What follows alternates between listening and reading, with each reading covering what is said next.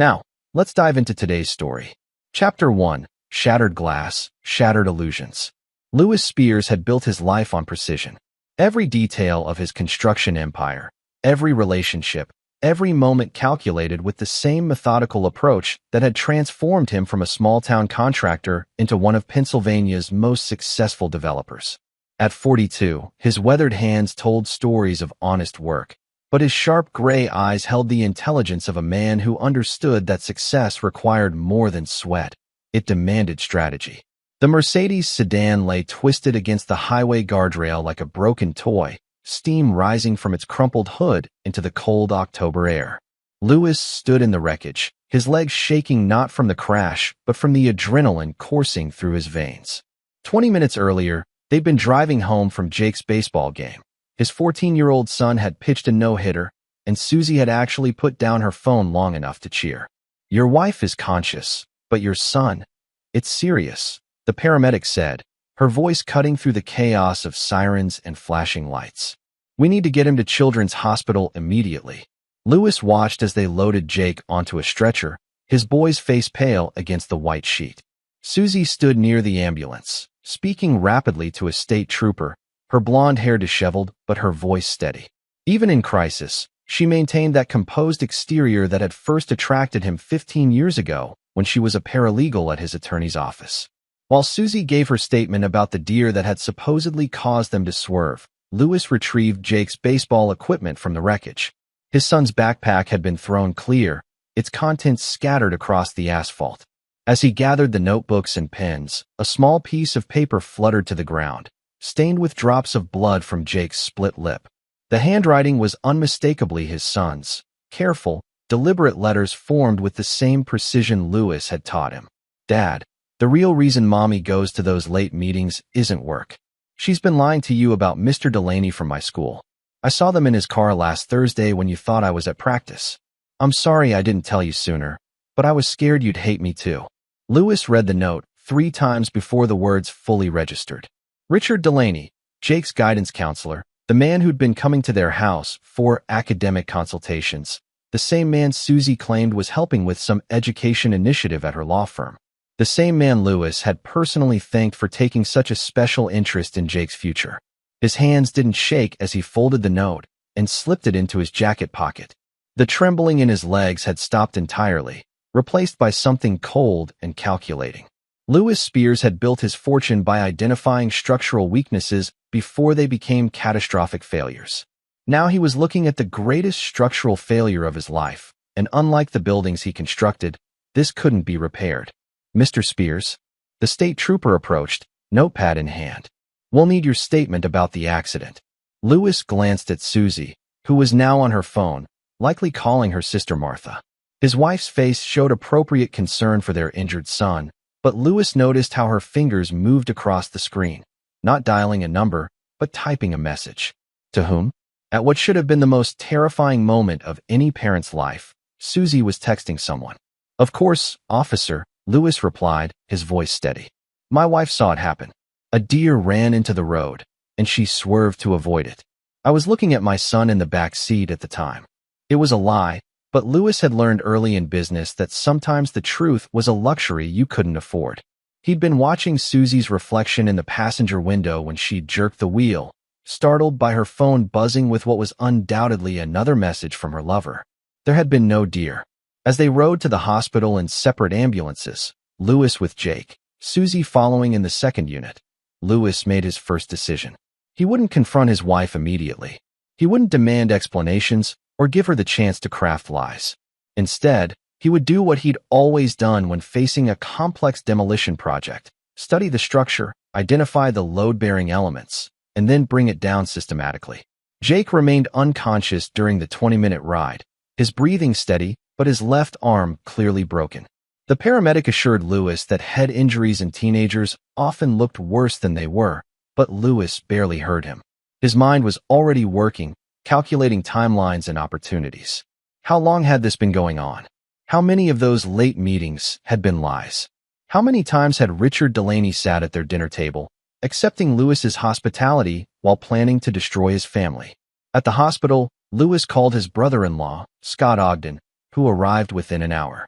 Scott was a private investigator, a former cop who'd helped Lewis with background checks on major construction contracts. More importantly, Scott was family, married to Lewis's sister Laura, and he understood that some problems required solutions that existed outside legal boundaries. "I need you to look into something for me," Lewis said quietly as they stood in the hospital corridor, watching doctors examine Jake through the window. But not a word to Laura yet. Scott studied his brother-in-law's face. They'd known each other for 20 years, and he recognized the expression. Lewis Spears in planning mode was a dangerous man to cross. "What do you need?" Lewis handed him the bloody note. Scott read it twice, his jaw tightening. "Jesus, Lewis. How long do you think?" "I don't know yet, but I'm going to find out everything." Lewis's voice was barely above a whisper, but the intensity behind it made Scott take a step back. "I want to know where they go, when they meet, what they say to each other. I want to know what lies she's told me and what lies she's told him. I want to know if my son is the only one who figured it out." And then, Lewis looked through the window at Jake, who was finally stirring on the examination table. His son's eyes opened, confused and frightened, searching the room until they found his father. Lewis raised his hand in a small wave, and Jake managed a weak smile. "Then I'm going to teach them both what it means to betray someone who never forgives." Chapter 2. The Weight of Secrets. Jake's arm would heal in 6 weeks, the doctors assured them, and the concussion was mild. By midnight, they were home, Jake sleeping peacefully in his room with pain medication, Susie finally off her phone and making tea in their kitchen. Lewis sat in his study, ostensibly reviewing construction contracts, but actually watching his wife through the partially open door. She moved through their home with familiar ease, touching objects they'd chosen together, arranging flowers Lewis had bought her just 3 days earlier. The normalcy of it felt surreal. In the space of 6 hours, Lewis's understanding of his life had been completely demolished, but the furniture remained in the same places, the photographs still smiled from their frames, and his wife still hummed softly while she worked. "Lewis." Susie appeared in his doorway, holding 2 cups of chamomile tea. "You should get some rest. It's been a hell of a day." He accepted the tea and studied her face. Susie was 38, still beautiful in the way that had made him feel fortunate every day for 15 years. Her green eyes showed genuine concern, and when she placed her hand on his shoulder, her touch felt real and warm. Either she was an exceptional actress, or some part of her genuinely cared about their family, even while she was destroying it. "I keep thinking about Jake's note," Lewis said carefully. "The one he was writing when we crashed." Susie's hand stilled for just a moment. "What note?" "For his English class. About honesty and trust. The irony isn't lost on me." Lewis sipped his tea and watched for her reaction. He wrote about how lies always surface eventually, how the truth has a way of revealing itself when you least expect it. "He's always been perceptive," Susie said, but Lewis caught the slight relief in her voice. She thought he was talking about a school assignment, not the confession that was now secured in his safe upstairs. Too perceptive sometimes. He notices things adults think they're hiding. Lewis set down his cup and met her eyes. "I worry about what he might have seen or heard that he's not telling us." For the first time since the accident, Susie looked genuinely uncomfortable. "What do you mean?" "Kids see everything, Susie. They watch their parents, they listen to conversations, they pick up on tension even when we think we're hiding it." Lewis leaned back in his chair, maintaining casual body language while his words carried deliberate weight. "Sometimes I wonder if Jake knows more about our marriage than we realize." Susie's laugh sounded forced. "You're being paranoid. Jake's a typical teenager, too busy with sports and friends to worry about his boring parents." "Maybe you're right." Lewis stood and kissed her forehead, tasting the familiar scent of her perfume mixed with something else, a cologne he didn't recognize. "I'm going to check on him before bed." Jake was awake when Lewis entered his room, staring at the ceiling with his good arm behind his head. The cast on his left arm was already covered with signatures from the nurses, but his face was serious beyond his 14 years. "Dad, are you okay? You look different." Lewis sat on the edge of the bed. His son had inherited his gray eyes and his ability to read people, dangerous qualities in someone so young. "I'm fine, buddy. Just worried about you." "I'm okay." Jake shifted uncomfortably. "Dad, about that note." "Later," Lewis said quietly. "When you're feeling better, we'll talk about everything. But not tonight." Jake nodded, understanding passing between them. His son was smart enough to recognize that some conversations required privacy and planning. It was a quality Lewis admired and feared in equal measure. Over the next 3 days, Lewis maintained his normal routine while Scott Ogden began his investigation. Lewis went to construction sites, attended meetings, and came home for family dinners. He helped Jake with his homework, discussed upcoming projects with Susie, and played the role of devoted husband and father with Oscar-worthy performance. But beneath the surface, he was cataloging every detail. Susie's phone habits, how she angled it away from him when typing, how she'd suddenly developed a passion for evening walks that always coincided with mysterious calls. Her excuses for late meetings had become more elaborate, involving clients Lewis had never heard of and legal issues that seemed to require an unusual amount of after-hours attention. Most telling were the small changes in their physical relationship. Susie had always been affectionate, but now her kisses felt perfunctory, her touch distracted. She'd started showering immediately when she came home from her meetings, claiming the office air conditioning made her feel grimy. She'd also developed new preferences in bed, techniques and positions that seemed suspiciously expert for someone who'd claimed to learn them from magazine articles. On Thursday evening, Scott called with his preliminary findings. They meet twice a week, usually at the Marriott downtown. Tuesdays and Thursdays, always between 6 and 8 p.m.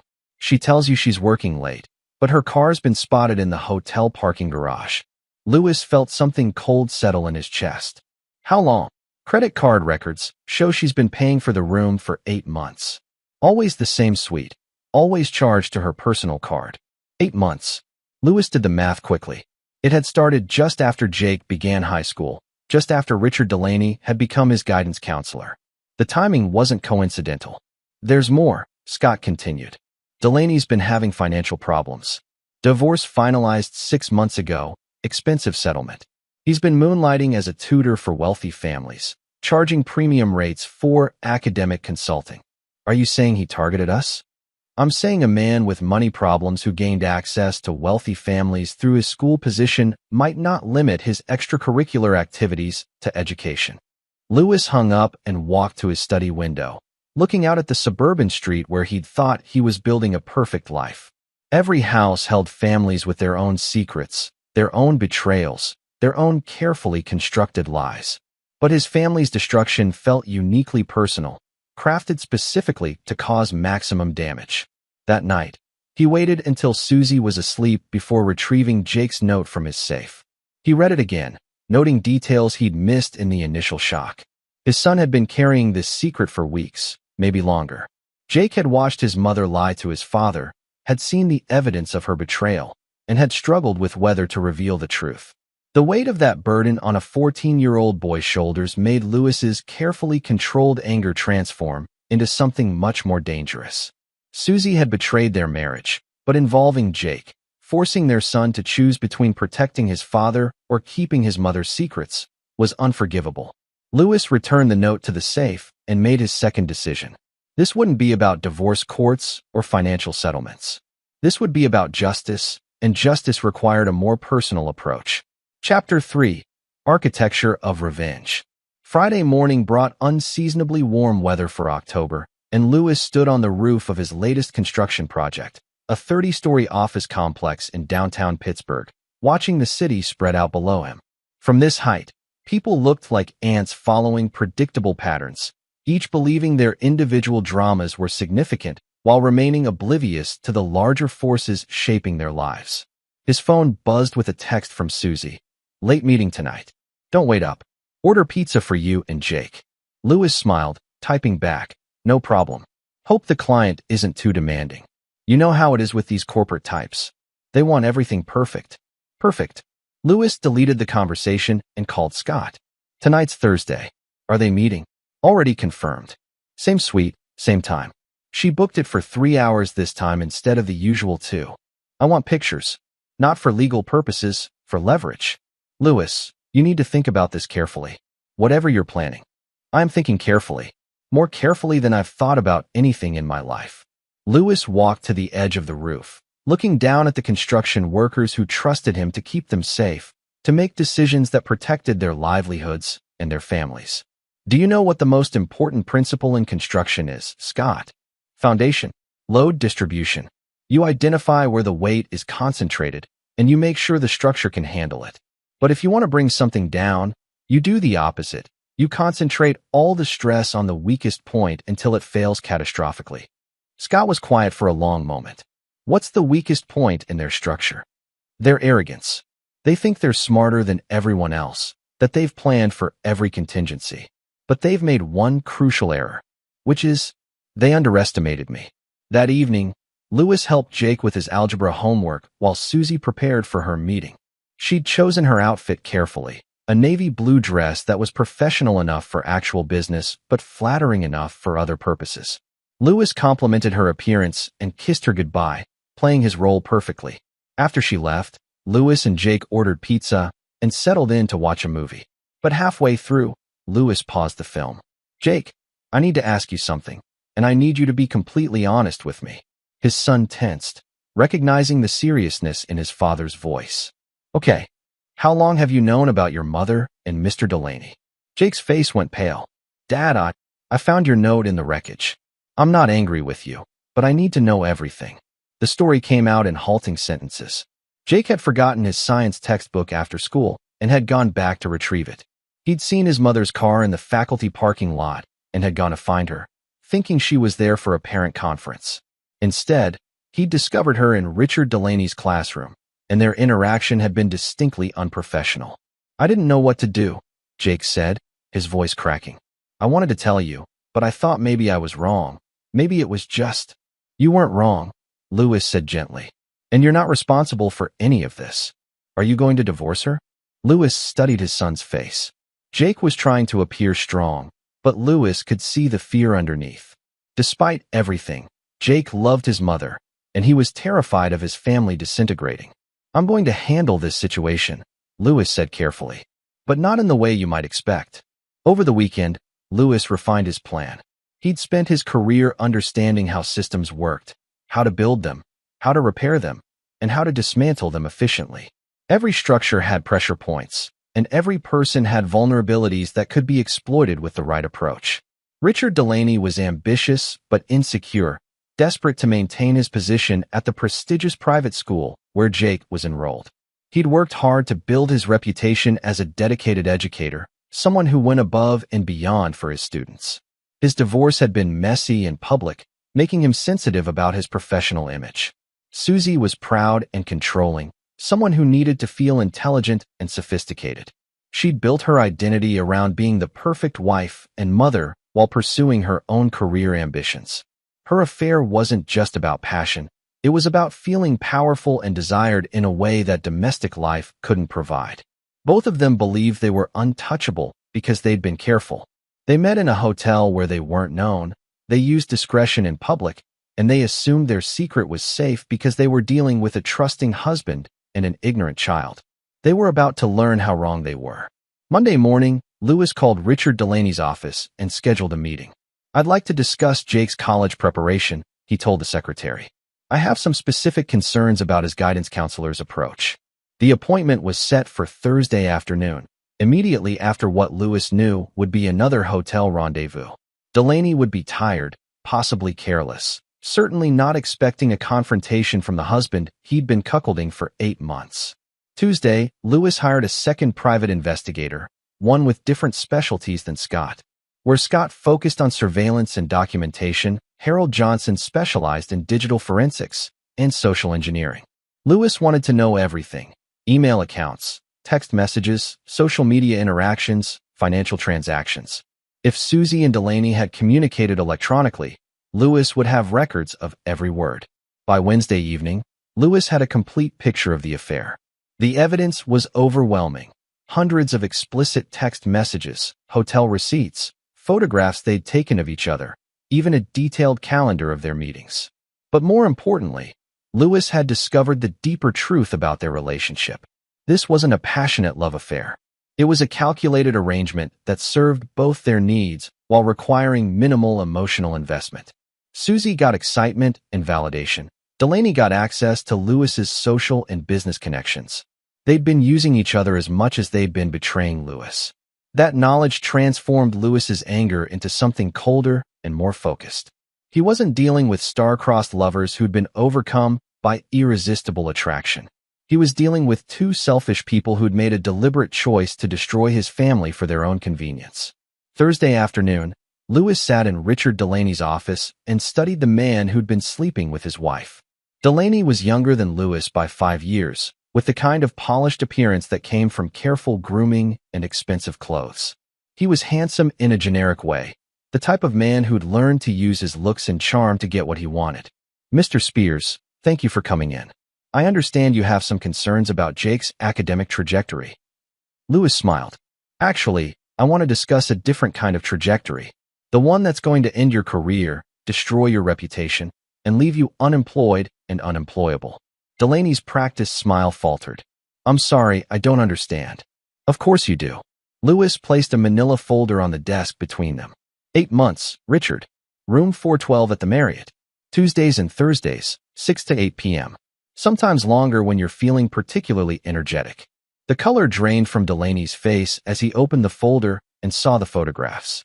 Lewis had chosen the most explicit ones, images that left no doubt about the nature of their relationship. "I could destroy you with these today," Lewis continued conversationally. "One email to the school board, one post on social media, one conversation with the right parent, and your career is finished. But that would be too easy. What do you want? I want you to understand that your life now belongs to me. Every decision you make, every word you speak, every action you take will be determined by what I allow you to do." Lewis leaned forward, his voice dropping to barely above a whisper. "And if you ever touch my wife again, if you ever speak to my son again, if you even look at my family again, I will make sure that what I've shown you today looks merciful compared to what comes next." Lewis stood to leave, then paused at the door. "Oh, and Richard, tomorrow you're going to resign from this school. Personal reasons, effective immediately. I'll be watching to make sure you follow through." As Lewis walked back to his car, he felt the first stirring of satisfaction he'd experienced since reading Jake's note. Phase 1 was complete. Delaney would spend the next several days in agony, waiting for the other shoe to drop, before realizing that Lewis's revenge would be a slow burn rather than a quick explosion. Now it was time to turn his attention to his wife. Chapter 4. The Perfect Trap. Lewis had always believed that the most devastating attacks came from directions the victim never saw coming. In construction, the catastrophic failures weren't caused by obvious problems like storms or earthquakes. They were caused by hidden structural weaknesses that accumulated stress until they reached a breaking point. Friday morning, Susie was unusually agitated. She'd been trying to reach Richard Delaney since Thursday evening, but her calls were going straight to voicemail and her texts remained unanswered. Lewis watched her pace their kitchen, her phone clutched in her hand like a lifeline to a sinking ship. "Everything all right?" Lewis asked, not looking up from his morning paper. "Just some issues with Jake's college planning. His guidance counselor seems to have gone MIA. That's unprofessional. Maybe you should speak to the principal." Susie's laugh was tight and forced. "I'm sure it's nothing serious. He's probably just dealing with a family emergency." By noon, news had spread through the school community that Richard Delaney had submitted his resignation, citing personal reasons and the need to pursue other opportunities. Lewis received a call from the principal himself, Dr. Ernest Elder, apologizing for the disruption and assuring him that Jake's college preparation wouldn't be affected. That evening, Susie was a wreck. She'd spent the day crafting increasingly desperate messages to her lover, alternating between concern for his well-being and barely contained panic about what his sudden disappearance might mean for their secret. Lewis found her in their bedroom, staring at her phone with the expression of someone watching their world collapse. "The strangest thing happened today," Lewis said, sitting on the edge of their bed. "Jake's guidance counselor resigned. Just up and quit without any warning." Susie's fingers tightened around her phone. "Really? That is strange. I'm actually relieved. I never fully trusted him." "Why not?" Lewis shrugged. "Just a feeling. Something about him seemed opportunistic. Like he was always looking for an angle, always trying to figure out how to profit from his position. That's a pretty harsh judgment based on a feeling. Maybe, but I've learned to trust my instincts about people." Lewis turned to face her directly, "Especially when it comes to protecting our family." Saturday morning brought the next phase of Lewis's plan. While Susie attended her regular yoga class, One of the few activities she actually did attend regularly. Lewis met with Harold Johnson at a coffee shop downtown. "I've got everything you asked for," Harold said, sliding a tablet across the table. Text messages, emails, photos they sent each other, even some video calls. "It's all here." Lewis scrolled through the evidence, his expression remaining carefully neutral despite the intimate details of his wife's betrayal laid out in digital clarity. The messages revealed not just their physical affair, but their emotional connection, or lack thereof. Susie had complained about Lewis repeatedly, describing him as predictable and boring, while Delaney had shared details about other wealthy families he'd cultivated relationships with through his position at the school. "There's something else," Harold continued. "Delaney's been suspended from his teaching license, pending an investigation into inappropriate relationships with parents." Anonymous tip came in Thursday evening. Lewis smiled. "Imagine that. The complaint specifically mentioned your wife. Seems someone provided evidence of their affair to the state education board. How unfortunate for both of them. Lewis, there's no going back from this. Once this investigation is official, it becomes public record. Everyone will know." Good. That afternoon, Lewis implemented the next stage of his plan. He called Susie's sister Martha Plummer, who lived 2 hours away in Philadelphia and had always disapproved of her younger sister's marriage to a blue-collar contractor. Martha had made it clear over the years that she believed Susie had married beneath her station and deserved better than life in suburban Pittsburgh. "Martha, I need to ask you something confidential," Lewis said, adopting the worried tone of a concerned husband. "Has Susie mentioned anything to you about being unhappy in our marriage?" "Why do you ask?" "She's been distant lately, secretive. I'm worried she might be having second thoughts about our life together." Martha's silence was telling. "Lewis, I think you should talk to Susie directly about this. I've tried, but she insists everything is fine. I just want to make sure I'm not missing something important. If she's unhappy, I want to fix it before it's too late." It was a masterful performance. Lewis knew that Martha would immediately call Susie, ostensibly to warn her that Lewis was becoming suspicious, but actually accelerating Susie's panic. The guilt and fear would compound, making her more likely to make mistakes. Sunday evening, Lewis received the call he'd been expecting. Susie announced that she needed to attend an emergency client meeting in Philadelphia and would be staying overnight at Martha's house. It was obviously a lie. Lewis had already confirmed through Harold's digital surveillance that Susie had been desperately trying to arrange a meeting with Delaney, who was still refusing to respond to her communications. "That's a shame," Lewis said. "I was hoping we could spend some quiet time together. Just the two of us." Rain check. Susie kissed his cheek, but Lewis noticed how she avoided eye contact. "I'll make it up to you when I get back." After she left, Lewis called Scott. "She's running. Probably going to Martha's to figure out her next move. Are you ready for phase 3? "More than ready." Monday morning, Lewis did something he'd never done in his 20 years of marriage. He called in sick to work and spent the day in his wife's office. Susie worked for a mid-sized law firm specializing in corporate litigation, and her absence gave Lewis the opportunity to have some very interesting conversations with her colleagues. He met with her boss, Andre Herrera, ostensibly to surprise Susie for their anniversary. In the course of their conversation, Lewis casually mentioned how proud he was of Susie's dedication to her evening client meetings and weekend consultations. "Evening meetings?" Andre looked confused. "Susie hasn't had any client meetings outside regular business hours in months. We've been trying to reduce overtime across the board." "Oh, she must have been working on continuing education then. Professional development courses, that sort of thing." "Not that I'm aware of." "Lewis, is everything okay?" "You seem." "Everything's fine," Lewis assured him. "I must have misunderstood what she was telling me." But the seed was planted. Andre Herrera was now wondering what his employee had actually been doing during all those hours she'd claimed to be working late. When Susie returned, she'd face questions about her time management and her truthfulness with her employer. Tuesday, Lewis received a text from Susie. "Need a few more days to sort out this client situation. Missing you and Jake." Lewis responded, "Take all the time you need. Jake and I are managing fine." It was the truth.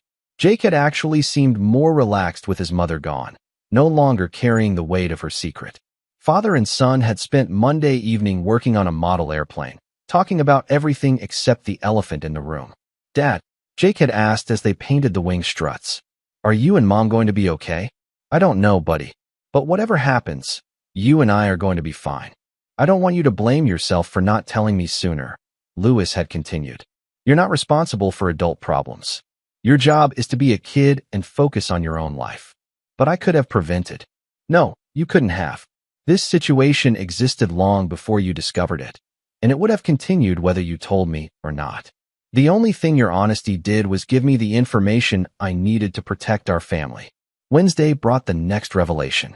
Lewis was at Jake's school for a parent-teacher conference when Dr. Elder approached him in the hallway. Mr. Spears, I wanted to update you on the Richard Delaney situation. I'm afraid it's more serious than we initially realized. Oh, the state investigation has uncovered evidence of inappropriate relationships with multiple parents. It appears Mr. Delaney was using his position to gain access to wealthy families for purposes that went well beyond educational guidance. Lewis arranged his expression to show appropriate shock and concern. Are you saying Jake was at risk? Not your son specifically, but the families involved. The investigation is ongoing, but it looks like this pattern of behavior has been consistent throughout his tenure here. How many families? At least four that we know of. The authorities are still gathering evidence. Lewis left the school with confirmation of what he'd suspected. Susie wasn't Richard Delaney's only target. She was simply one of several wealthy wives he'd seduced as part of a broader pattern of exploitation. The knowledge didn't diminish Lewis's anger, but it added another layer to his understanding of the situation. His wife hadn't been swept away by passion or love. She'd been manipulated by a predator who specialized in identifying and exploiting vulnerabilities in marriages. Susie's dissatisfaction with her suburban life, her need for excitement and validation, her belief that she deserved more than what Lewis could provide, all of it had made her the perfect victim for Richard Delaney's practice seduction. But understanding the dynamics didn't create forgiveness. If anything, it intensified Lewis's resolve. Susie had chosen to believe Delaney's lies because they told her what she wanted to hear. She'd chosen to betray her family because the alternative required her to confront her own dissatisfaction and work to improve her marriage. Those were choices, not mistakes. And choices had consequences. Thursday evening, Lewis made his final preparations. Susie would return home Friday afternoon, expecting to resume her normal life while figuring out how to reconnect with her lover. She had no idea that her normal life no longer existed, that Lewis had been systematically dismantling the foundation of their shared existence while she'd been hiding at her sister's house. Lewis spent the evening organizing his evidence into carefully labeled files. Every photograph, every text message, every financial record was cataloged and cross-referenced. But the evidence wasn't meant for divorce court. It was meant for maximum psychological impact. Friday morning, Lewis called his attorney, Stanley Cohen, a man who'd handled his business contracts for 15 years and understood that some problems required solutions that existed in legal gray areas. Stanley, I need you to prepare divorce papers. Complete dissolution, full custody of Jake, division of assets according to the prenuptial agreement. Lewis, what's going on? You and Susie seemed. That's the point. We seemed happy because I didn't know my wife was sleeping with another man for 8 months. Stanley's silence stretched long enough that Lewis wondered if the connection had been lost. Jesus, do you have evidence? More than enough. But Stanley, I don't want to file these papers yet. I want to use them strategically. What do you have in mind? I'm going to give Susie the opportunity to confess. If she comes clean, tells me the truth about everything, and agrees to my terms for moving forward, maybe we can handle this privately. And if she doesn't, then I'll make sure her betrayal becomes public knowledge in the most devastating way possible. Lewis hung up and looked around his study, noting all the personal touches Susie had added over the years: family photographs, decorative objects, artwork she'd chosen for their shared life. By tomorrow evening, she would understand that their shared life was over, and the only question remaining was whether her destruction would be private or public. The choice would be entirely hers. Chapter 5. The Confession. Susie returned home Friday afternoon looking like a woman who'd spent 5 days in emotional turmoil. Her usually perfect hair was slightly disheveled. Her makeup couldn't quite hide the dark circles under her eyes, and she moved through their house with the uncertain steps of someone who no longer felt at home in her own space. Lewis greeted her with a kiss and helped carry her bags upstairs, playing the role of concerned husband while studying her body language for signs of how desperate she'd become. Susie was a careful person, someone who planned every detail of her life, and her inability to contact Richard Delaney had clearly shattered her confidence. "How was your trip?" Lewis asked as they unpacked her suitcase together. "Stressful. The client's situation is more complicated than I thought." Susie's voice was steady, but her hands shook slightly as she folded her clothes. "I might need to make a few more trips to sort everything out." "Of course. Whatever you need to do." That evening, Lewis suggested they have dinner at Giovanni's, the Italian restaurant where they'd had their first date 16 years earlier. Susie agreed, probably hoping that a return to familiar territory might help her regain her emotional footing. She dressed carefully, choosing a black dress that Lewis had always complimented, and applied her makeup with the precision of someone preparing for battle. Over appetizers, Lewis guided the conversation toward their early relationship, reminiscing about their courtship and the dreams they'd shared when they were young and everything seemed possible. Susie relaxed visibly, smiling genuine smiles for the first time since returning home. "Remember when you said you wanted to travel to Italy for our honeymoon?" Lewis asked, twirling linguine on his fork. "You had that guidebook, and you'd marked all the places you wanted to visit." "We never made it to Italy," Susie said, a note of wistfulness in her voice. "We could still go? It's not too late to chase old dreams." For a moment, Susie's expression showed genuine regret, as if she were remembering the woman she'd been before her life became complicated by secrets and lies. But then her phone buzzed with a text message, and Lewis watched her face change as she read it. "Work?" he asked innocently. "Yes. Just follow-up questions about the Philadelphia situation." Lewis nodded and continued eating, but he'd seen enough. Susie was still trying to contact Delaney, still hoping to re-establish their connection. Her trip to Martha's house hadn't been about figuring out how to save her marriage. It had been about figuring out how to continue her affair. After dinner, they drove home in comfortable silence, but Lewis could sense Susie's distraction.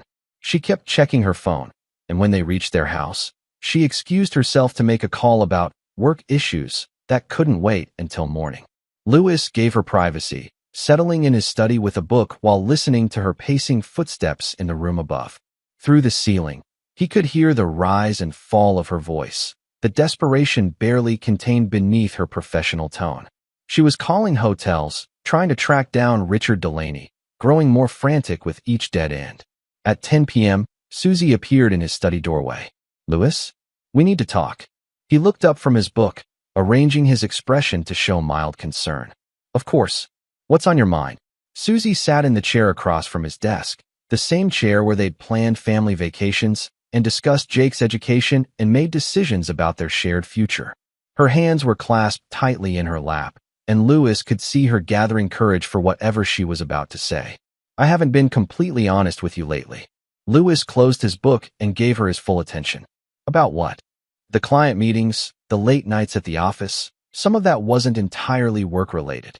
"I don't understand." Susie took a shaky breath. "I've been seeing someone. Not seriously, not. It's not love or anything like that. But I've been having an affair." Lewis felt a strange sense of satisfaction at finally hearing her admit it, but he kept his expression neutral. "With whom?" "Jake's guidance counselor. Richard Delaney." "For how long?" 8 months. The words came out in a whisper, as if saying them quietly might minimize their impact. Lewis leaned back in his chair, letting silence stretch between them. When he finally spoke, his voice was calm and measured. "Why? I don't know. I was feeling trapped, I guess. Like my life was predetermined. Like I was just going through the motions of being a wife and mother without any real purpose of my own." "So you decided to sleep with our son's teacher." "It wasn't planned. It just happened. And then it kept happening because it made me feel alive again, like I was more than just Lewis Spears' wife or Jake's mother." Lewis studied her face, noting the mixture of guilt and defiance in her expression.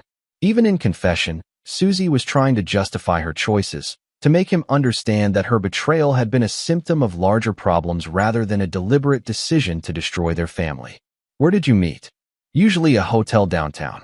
Sometimes his apartment." "And Jake? Does he know?" Susie's face went pale. "God, no. We were very careful.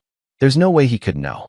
Lewis opened his desk drawer and removed Jake's bloodstained note, placing it on the desk between them. He wrote this the day of the accident. I found it in the wreckage. Susie read the note twice, her hands trembling. When she looked up, tears were streaming down her face. He's known all this time. He's known, and he's been carrying that burden because he loves both of us and didn't want to destroy our family. Louis, I'm not finished. Louis's voice remained calm, but there was steel underneath. I know about the hotel suite you rent twice a week. I know about the text messages, the emails, the photos you've sent each other. I know Richard Delaney is currently under investigation by the State Education Board for inappropriate relationships with parents. I know you've lied to your employer about your evening activities, and I know you've lied to me about virtually everything for the past 8 months. Susie stared at him in horror. How long have you known? Since the accident. The question is, what are we going to do about it? I'll end it. Right now, tonight. I'll never see him again. I'll never speak to him again. We can get counseling. We can work through this. Susie. Louis's voice cut through her desperate promises. Richard Delaney resigned from his position and disappeared. He's not answering your calls because he knows I discovered your affair, and he's terrified of what I might do to him. You confronted him? I destroyed him. His career is over. His reputation is ruined, and he'll spend the rest of his life looking over his shoulder wondering when the other shoe will drop. Susie's face went white. What did you do? I protected my family. The question is, what are you willing to do to earn your way back into it? Anything. I'll do anything. Louis opened another drawer and removed a thick manila folder, placing it next to Jake's note. These are divorce papers. Complete dissolution of our marriage, full custody of Jake to me, division of assets according to our prenuptial agreement. You signed that agreement because you said you never wanted money to be an issue between us. Louis, please. If you sign these papers tonight, you can stay in this house until you find your own place. You can maintain your relationship with Jake under supervised conditions. You can keep your job and your reputation intact.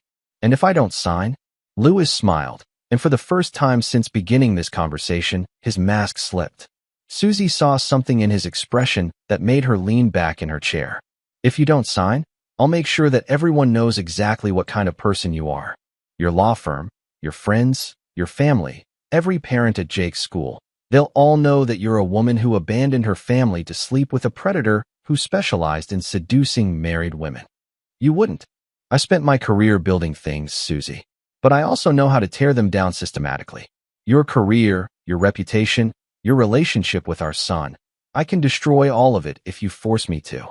Susie sat in stunned silence, finally understanding the depth of Louis's anger and the extent of his planning. She'd expected anger, accusations, perhaps an ultimatum about ending the affair. She hadn't expected this level of calculated revenge. I need time to think. No. Louis's voice was final. You had 8 months to think about what you were doing to our family. You had multiple opportunities to confess, to come clean, to try to save our marriage. Instead, you chose to continue lying until you were caught. He stood and walked around the desk, stopping directly in front of her chair. You have one chance to handle this with dignity. Sign the papers, accept responsibility for your choices, and we can end this quietly. Refuse, and I'll make sure your betrayal becomes a cautionary tale that people tell for years. Susie looked down at the divorce papers, her tears falling onto the legal documents that would end their 16-year marriage. What about Jake? What will we tell him? We'll tell him the truth. That you made choices that destroyed our family, but that both of us love him and want what's best for his future. He'll hate me. Maybe. But that will be a consequence of your actions, not mine. Louis returned to his chair and waited. In the silence, he could hear the grandfather clock in the hallway marking the passage of time, each tick bringing them closer to the moment when Susie would have to choose between accepting responsibility or facing complete destruction. Finally, with shaking hands, Susie picked up a pen and signed her name to the divorce papers. There's one more thing, Louis said as she finished. I want you out of this house by Sunday evening. Jake and I need space to figure out how to move forward without you. Susie nodded, unable to speak. She stood on unsteady legs and walked toward the door, then paused. Louis, I really am sorry. I know that doesn't change anything, but I need you to know that I never meant for any of this to happen. Louis looked at his soon-to-be ex-wife, noting how small and defeated she appeared in their doorway. The road to hell is paved with good intentions, Susie. but you still have to walk that road. After she left, Lewis sat alone in his study and felt the first true peace he'd experienced since reading Jake's note. Phase 1 was complete. Susie was out of their lives, and Jake would no longer have to carry the weight of her secrets. But Lewis wasn't finished. Richard Delaney was still out there somewhere, probably believing he'd escaped consequences for his actions. Lewis had made him a promise about what would happen if he ever contacted their family again, but some lessons required more permanent teaching. It was time for Phase 2. Chapter 6. Hunting the Hunter. Richard Delaney had always prided himself on his ability to disappear when situations became complicated. Over his 15-year career in education, he'd cultivated relationships with wealthy parents in 3 different states, always moving on before anyone recognized the patterns in his behavior. When marriages ended or suspicions arose, Richard simply submitted his resignation and relocated to a new school district where his credentials and charm could open new doors. But Lewis Spears was unlike any husband Richard had encountered before. Most men who discovered their wives' infidelities responded with predictable emotional outbursts, confrontations, threats, divorce proceedings that played out in public forums where Richard could mount defenses and cast himself as the victim of circumstance. Lewis had chosen a different approach, one that left Richard feeling hunted rather than merely inconvenienced. From his rented room in a cheap motel outside Youngstown, Ohio, Richard scrolled through online job boards and tried to convince himself that this was just another strategic retreat. He'd bounced back from similar situations before. The education market was always hungry for experienced guidance counselors, especially ones with his track record of college placement success.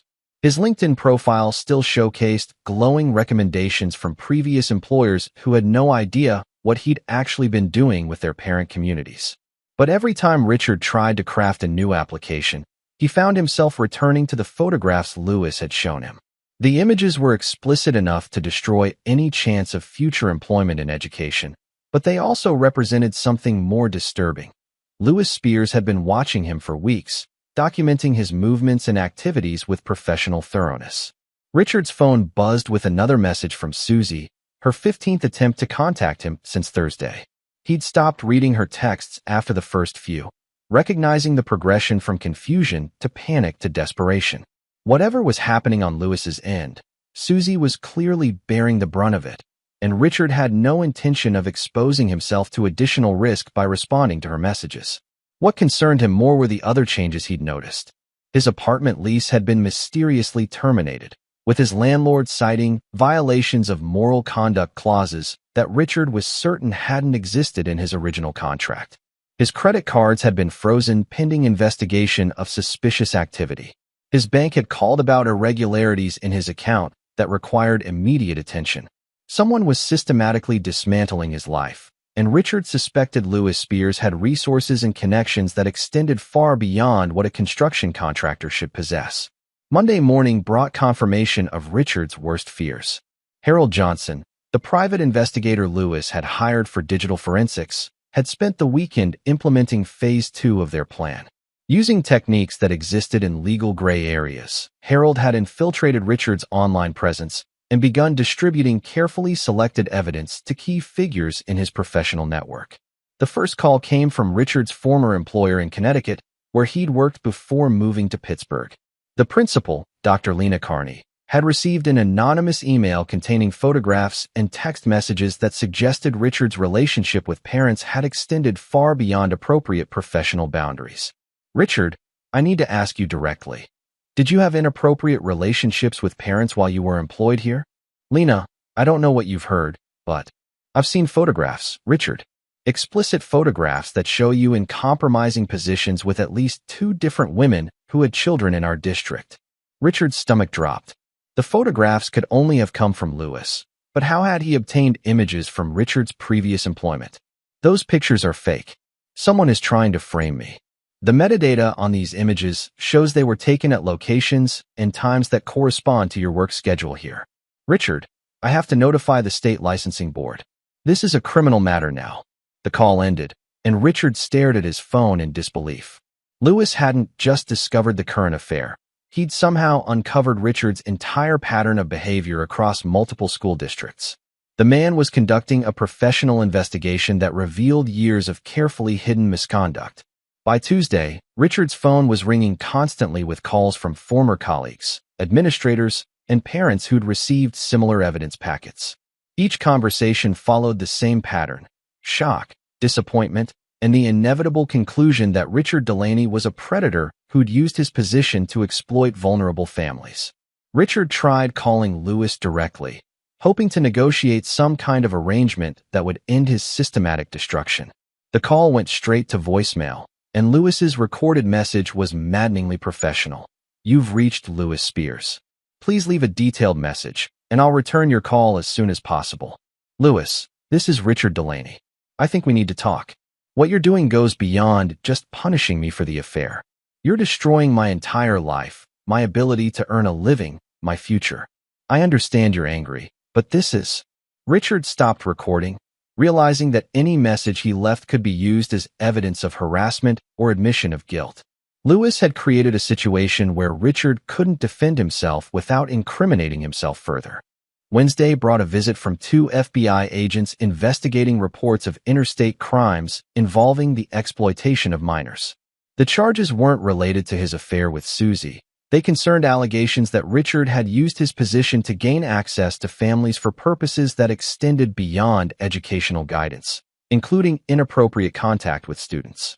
"Mr. Delaney, we've received reports that suggest a pattern of behavior spanning multiple states and involving potential violations of federal law." Richard's hands shook as he reviewed the evidence they presented. Someone had compiled a comprehensive file documenting his movements, communications, and relationships across his entire career. The investigation wasn't just about inappropriate relationships with parents. It encompassed allegations of grooming behavior with students, financial exploitation of families, and abuse of his professional position for personal gain. "I want a lawyer," Richard said. "That's your right. But I should tell you that we have cooperation from multiple witnesses who are willing to testify about your behavior. This isn't going away, Mr. Delaney." After the agents left, Richard sat in his motel room and tried to understand how his life had collapsed so completely in just 1 week. Lewis Spears wasn't just an angry husband. He was a man with resources, connections, and the ability to orchestrate a comprehensive investigation that revealed crimes Richard thought he'd hidden forever. Thursday evening, Richard's phone rang with a call from an unknown number. When he answered, Lewis's voice was calm and measured. "Hello, Richard. I thought it was time we had a conversation. Lewis, you have to stop this. I understand you're angry about the affair, but what you're doing is destroying my life. Your life was destroyed the moment you decided to target my family. What I'm doing is simply revealing the truth about who you are. The FBI came to see me. They're talking about federal charges, Richard. Interstate crimes. This goes way beyond a simple affair. I know. Fascinating what a thorough investigation can reveal about someone's true character." Richard felt a chill run down his spine. "You orchestrated this entire thing. I simply provided evidence to the appropriate authorities. What they choose to do with that evidence is up to them. What do you want from me? Nothing. You're finished, Richard. Your career is over, your reputation is destroyed, and you'll spend the next several years in federal prison. I wanted you to know that this wasn't random justice. This was personal revenge. Lewis, please. You made a fundamental error in judgment, Richard. You assumed I was just another cuckolded husband who would react emotionally and predictably. Instead, you discovered what happens when someone with resources and patience decides to hunt you systematically." The line went dead, and Richard stared at his phone in the growing darkness of his motel room. For the first time since this nightmare began, he understood that Lewis Spears hadn't been acting impulsively or emotionally. Every step had been calculated, every action designed to achieve maximum devastation. Richard had thought he was a predator, someone who identified and exploited weaknesses in others. But he'd encountered a different kind of predator, one who was smarter, more ruthless, and infinitely more dangerous than anyone Richard had ever imagined. Friday morning, Richard checked out of his motel and drove toward the state line, hoping to put distance between himself and Lewis's reach. But at the Pennsylvania border, state police pulled him over and placed him under arrest on charges related to the federal investigation. As they read him his rights, Richard saw a familiar figure standing near one of the police cars.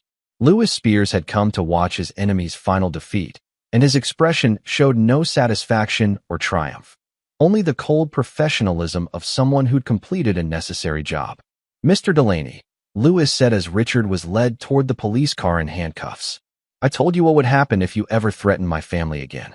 Consider this a lesson in keeping promises." Richard was placed in the back seat of the police cruiser, and as they drove away, he watched Lewis disappear in the distance. The man who destroyed his life returned to his truck and drove home to the family he protected, leaving Richard to face the consequences of choices that had seemed so harmless just 2 weeks earlier. Lewis had proven that some betrayals carried prices too high for forgiveness, and some predators eventually met hunters who were better at the game than they were. Chapter 7. Ashes of the Old Life.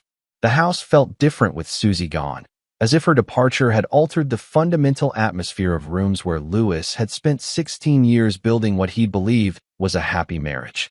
Jake moved through their home with the careful steps of someone adjusting to a new reality, helping his father pack away photographs and personal items that had once represented their family's shared history. Lewis had given Susie until Sunday evening to collect her belongings and find somewhere else to live. She'd chosen to stay with her sister Martha in Philadelphia, at least temporarily, while she figured out her next steps. The divorce papers had been filed Monday morning, with Stanley Cohen ensuring that the proceedings would be as swift and private as possible. "Dad," Jake stood in the doorway of Lewis's study, holding a framed photo of their last family vacation to Ocean City. "What should I do with these?"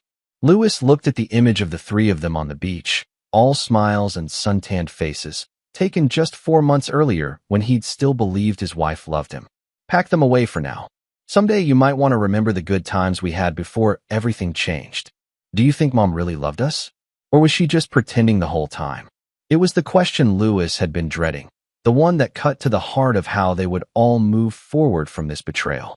Jake needed honest answers, but he also needed to maintain some faith in human relationships. "I think she loved us in her own way," Lewis said carefully.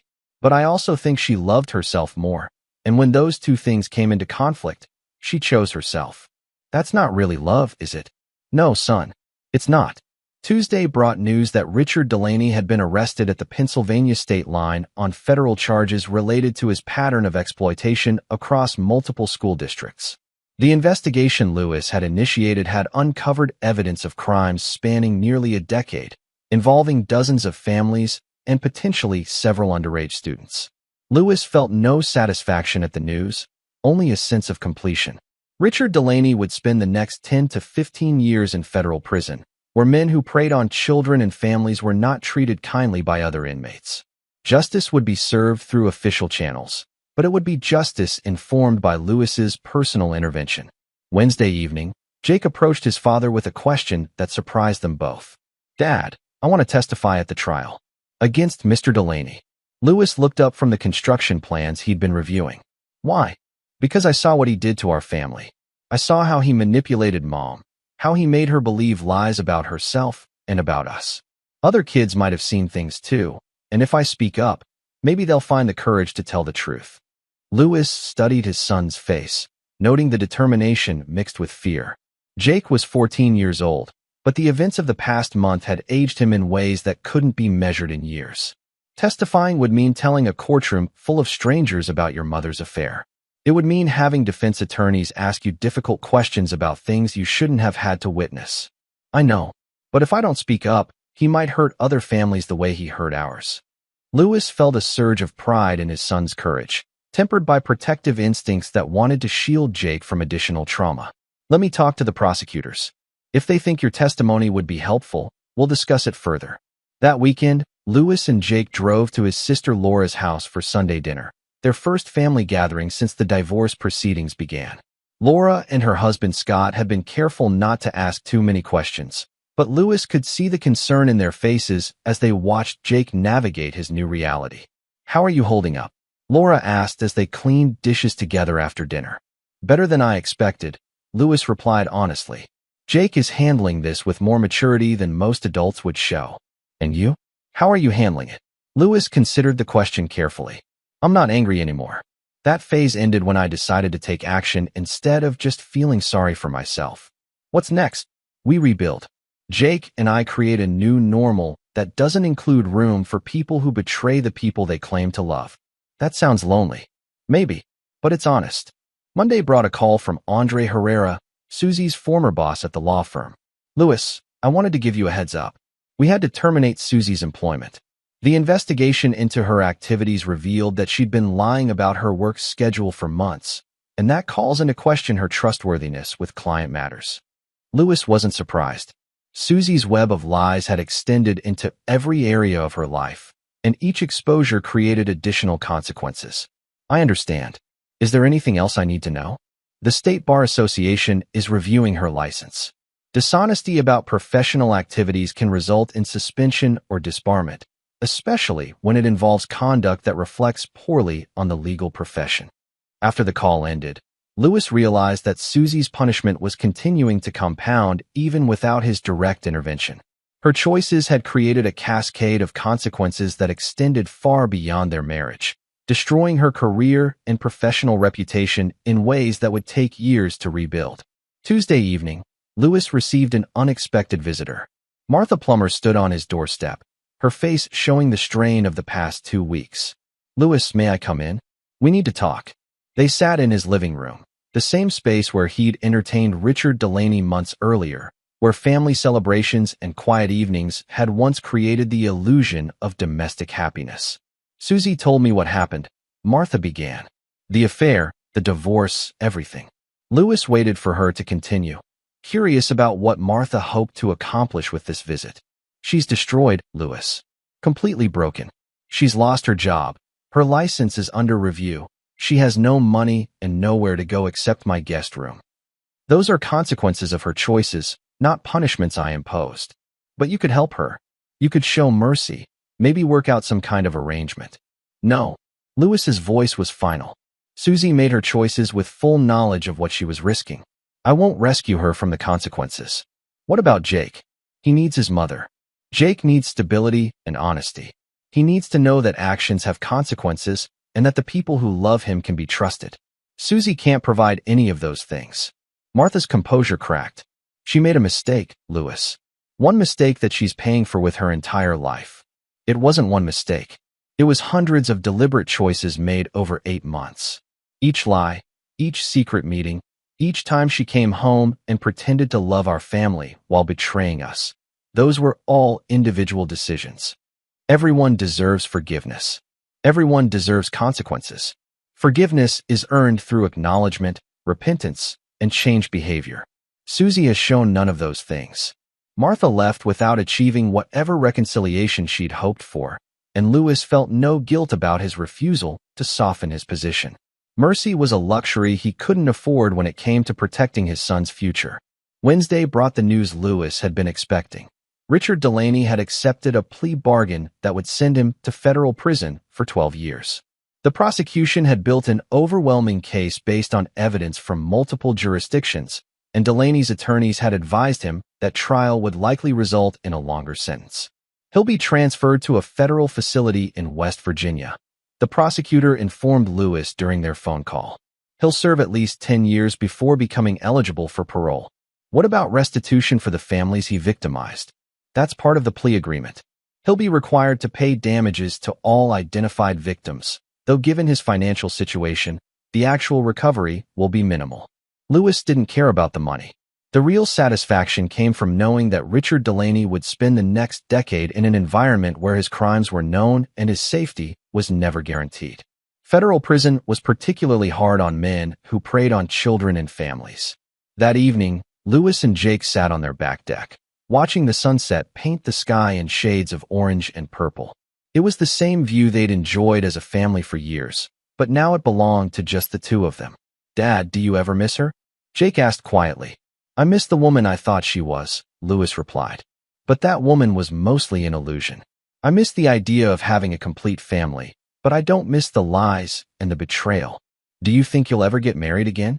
Louis considered the question. I don't know. Right now, I'm focused on being the best father I can be and building a life that's honest and stable. Everything else is secondary. I'm glad you didn't take her back. The statement surprised Louis. Why? Because it would have taught me that you can treat people badly and they'll forgive you anyway. that there aren't really consequences for hurting the people who love you. Louis looked at his son with new respect.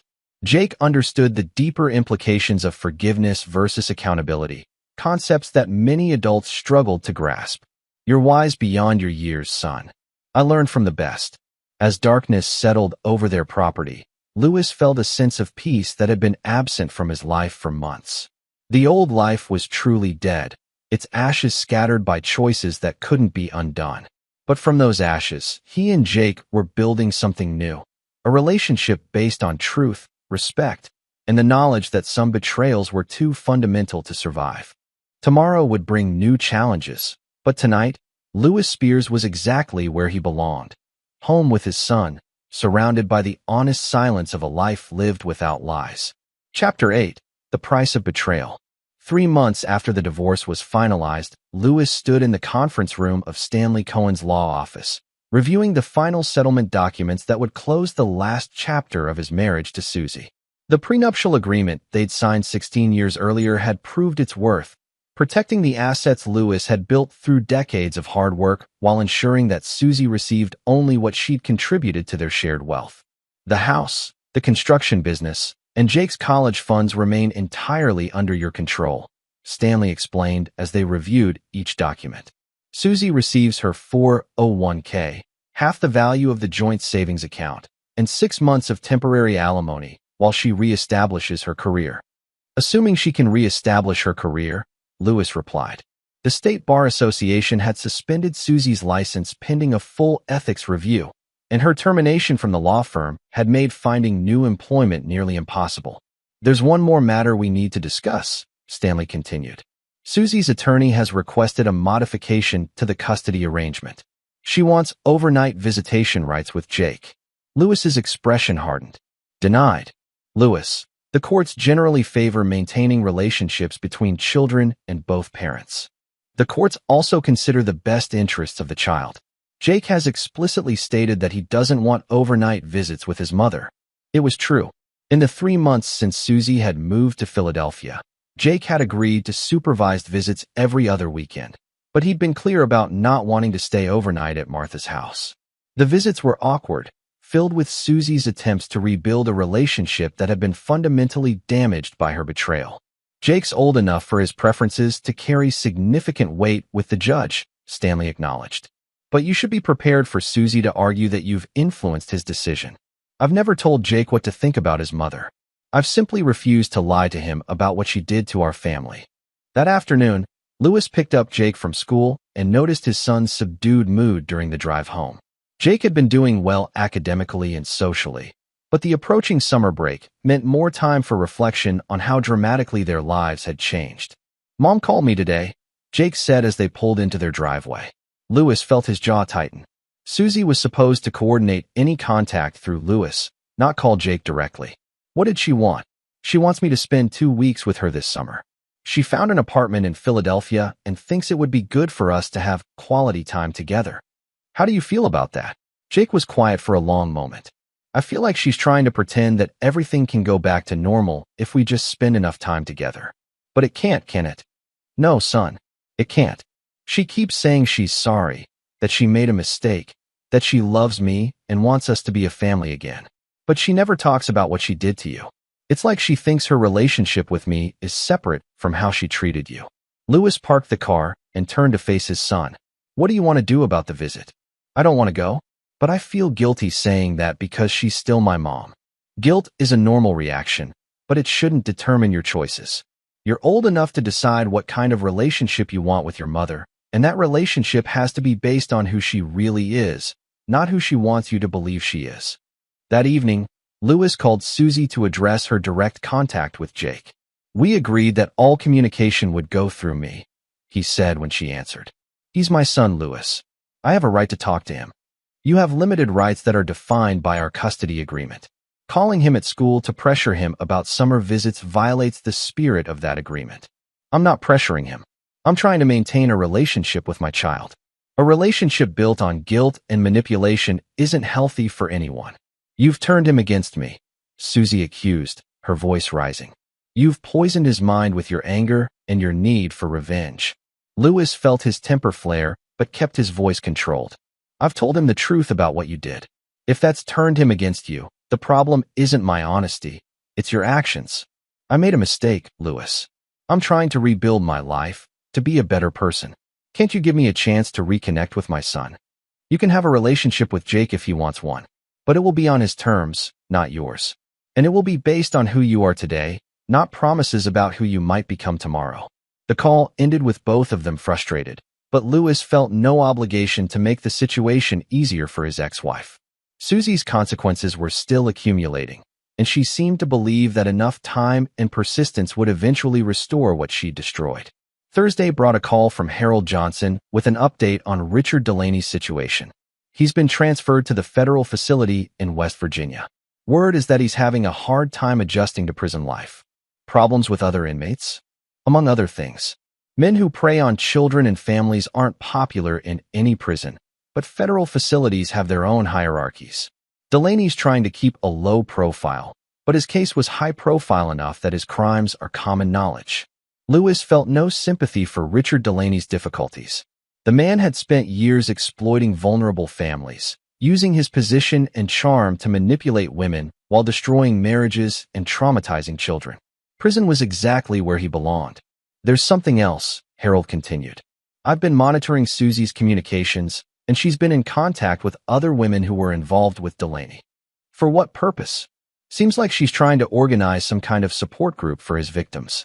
She's been reaching out to the wives from other school districts, trying to create a network of women who were manipulated by him. Lewis understood immediately what Susie was attempting. By casting herself as a victim rather than a willing participant, she was trying to rewrite the narrative of her betrayal.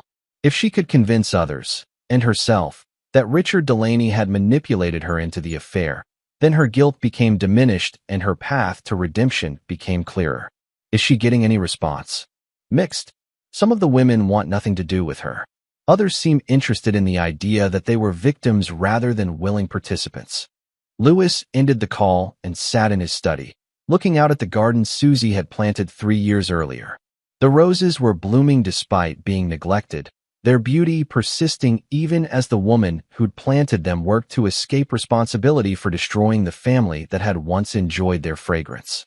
Friday evening brought Jake's decision about the summer visit. I'll go for 1 week instead of 2, he told Lewis. But I want to stay in a hotel, not at her apartment. And I want you to pick me up if things get uncomfortable. Lewis admired his son's diplomatic approach. Jake was giving his mother an opportunity to prove she'd changed while protecting himself from being trapped in an uncomfortable situation. Are you sure that's what you want? I think I need to see who she is now. Not who she was before, or who she's trying to become, but who she actually is today. Saturday morning, Lewis received a call from Dr. Ernest Elder at Jake's school. Mr. Spears, I wanted to update you on the Richard Delaney investigation. The final report identified 7 families across 3 states who were directly affected by his misconduct. Any additional charges? The federal sentence covers everything, but the school district has implemented new policies for background checks and ongoing monitoring of staff interactions with families. Too little, too late for the families who were already victimized. Yes, and we're acutely aware of that failure. The board has established a fund to provide counseling and support services for affected families. Lewis appreciated the gesture, but he knew that money couldn't repair the damage Richard Delaney had caused. 7 families had been shattered by one man's predatory behavior, and the ripple effects would continue for years. That afternoon, Lewis and Jake worked together in the garden, replacing some of the plants Susie had chosen with varieties they selected together. It was therapeutic work, the kind of physical activity that allowed for conversation without forcing it. Dad, do you think people can really change? Jake asked as they planted new shrubs. I think people can change their behavior if they're truly committed to it. But changing who you are fundamentally? That's much harder. Do you think Mom has changed? Lewis considered his answer carefully. I think she's learned that her actions have consequences. Whether that's changed her character or just made her more careful remains to be seen. The week I spend with her this summer, that's going to tell us a lot, isn't it? It will tell you what you need to know about what kind of relationship is possible with her going forward. As they worked, Lewis reflected on how much their lives had improved since eliminating the toxicity of Susie's lies and Richard Delaney's manipulation. The house felt peaceful, Their conversations were honest, and Jake was flourishing in an environment where he didn't have to keep secrets or navigate between conflicting loyalties. The price of betrayal had been higher than Susie had ever imagined when she made her first choice to meet Richard Delaney at that downtown hotel. She'd lost her marriage, her career, her reputation, and her relationship with her son. But perhaps most importantly, she'd lost the respect of the one person whose opinion should have mattered most to her. Lewis Spears had never forgiven betrayal, and he never would. That inflexibility, which some might see as a character flaw, had become the foundation of a life built on truth and accountability. He and Jake were building something better from the ashes of what had been destroyed, and they were doing it without room for people who couldn't be trusted. The garden they were planting would bloom for years to come, tended by hands that had learned the value of patience, honesty, and the strength that comes from refusing to compromise with those who would destroy what you've built. Chapter 9. New Foundations. 1 year after discovering Jake's blood-stained note in the wreckage of their car, Lewis stood in the same hospital corridor where he'd made his first decisions about revenge and justice. Today's visit was different. Jake was here for the removal of the cast from his final surgery, a minor procedure to address lingering effects from their accident that had revealed so much more than broken bones. "Dad, does it hurt?" Jake asked, flexing his newly freed arm as the doctor completed his examination. "What? Looking back on everything that happened, does it hurt to remember how different our lives were a year ago?" Lewis considered the question as they walked through the hospital parking lot toward the same model Mercedes he'd replaced after the accident. "It doesn't hurt anymore. It's more like looking at someone else's life, someone who believed things that weren't true. Do you miss believing them?" "Sometimes. Ignorance can be comfortable, but truth is stronger." The drive home took them past the highway spot where their accident had occurred, now marked only by repaired guardrail and fresh asphalt. Lewis had driven this route hundreds of times since that October evening, but today Jake pointed out the location. "That's where everything started, isn't it?" "No," Lewis replied. "Everything started 8 months before that, when your mother made her first choice to betray our family. The accident just revealed what was already broken." At home, Lewis found a letter waiting for Martha Plummer. Susie's sister had been persistent in her attempts to broker some kind of reconciliation, never quite understanding that Lewis's forgiveness wasn't a resource that could be negotiated or purchased with enough time and contrition. The letter contained an update on Susie's situation. She'd found part-time work as a paralegal while her law license remained under review. She'd completed counseling to address what Martha described as the underlying issues that led to her poor choices, and she'd maintained steady contact with Jake during his monthly visits to Philadelphia. Martha's letter concluded with another plea for mercy. "Susie has paid a heavy price for her mistakes. She's lost her career, her marriage, her home, and her daily relationship with her son. Surely that's enough punishment for anyone. Jake needs his mother in his life, and Susie needs the chance to rebuild her relationship with both of you." Lewis handed the letter to Jake, who read it with the same careful attention he'd learned to apply to all communications from his mother's family. "What do you think?" Lewis asked. "I think Aunt Martha still doesn't understand what Mom actually did," Jake replied. "She keeps calling it mistakes and poor choices, like Mom accidentally forgot to pay bills or something." "What would you call it?" "Betrayal. She betrayed you. She betrayed me. And she betrayed the idea that families are supposed to protect each other instead of hurting each other." Lewis felt pride in his son's clarity, tempered by sadness that a 15-year-old had been forced to develop such sophisticated understanding of human nature. Jake had spent the past year learning lessons about loyalty and consequence that most people didn't master until much later in life. That evening, Lewis received a call from Stanley Cohen with news about Richard Delaney's latest legal troubles. He's been charged with additional crimes that occurred while he was in federal custody. Apparently, he attempted to manipulate other inmates and guards using the same psychological techniques he used on families. "What kind of charges?" "Extortion, intimidation, attempting to organize contraband distribution." The man can't help himself. He sees any social situation as an opportunity to exploit someone. Lewis wasn't surprised. Predators like Richard Delaney didn't change their fundamental nature just because their environment changed. They simply adapted their techniques to new circumstances while pursuing the same goals of control and exploitation. "What's his exposure?" An additional 5 to 7 years, assuming he's convicted. At this point, he's looking at spending most of his remaining productive years in federal custody. After the call, Lewis reflected on how completely Richard Delaney had destroyed himself through his own choices. The man who'd thought he was clever enough to manipulate wealthy families had discovered that true intelligence meant understanding when you were outmatched. Lewis had been a predator hunting another predator, and experience had triumphed over arrogance. Saturday brought Jake's monthly visit with Susie in Philadelphia. Lewis drove him to the train station, a routine they'd established that gave Jake independence while ensuring his safety. "How are you feeling about seeing her?" Lewis asked as they waited on the platform. "Different than last time. I think I'm finally understanding that the mom I remember from before is gone.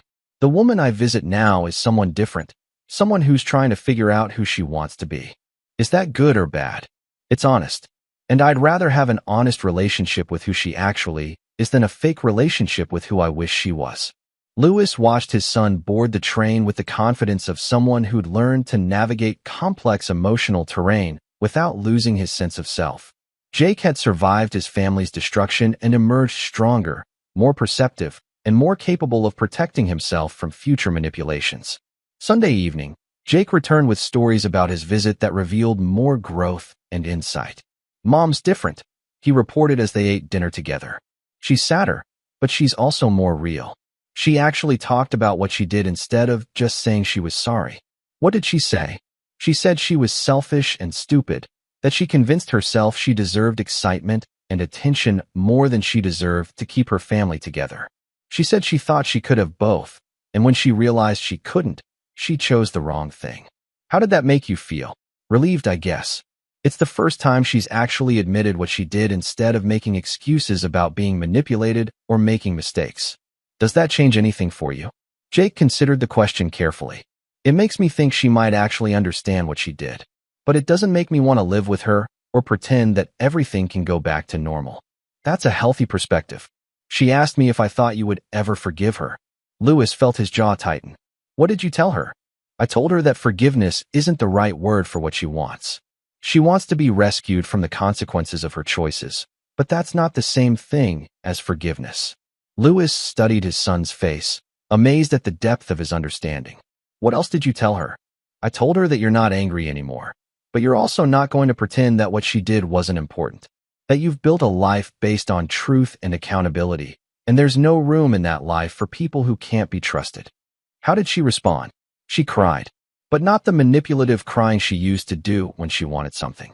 Real crying, like she was finally understanding what she actually lost."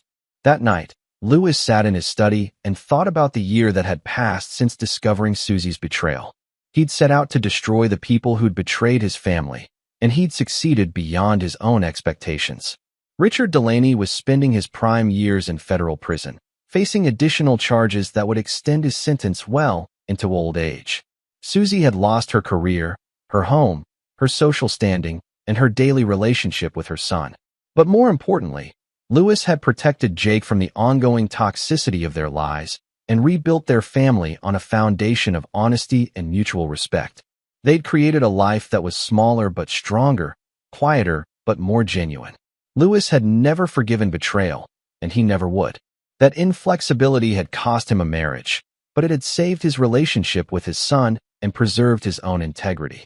Some people might see his refusal to show mercy as a character flaw, but Lewis understood it as a strength that had allowed him to build something lasting from the wreckage of what others had destroyed.